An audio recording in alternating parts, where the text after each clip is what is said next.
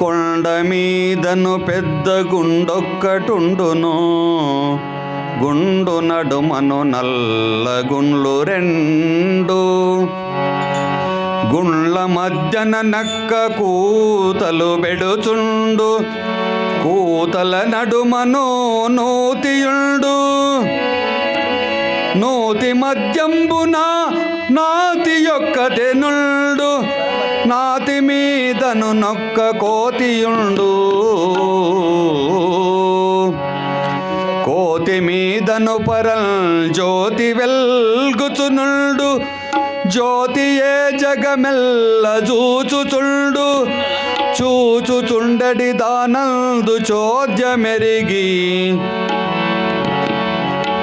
నదియు తానని ఎరిగిన వాడాత్మవిదుడు,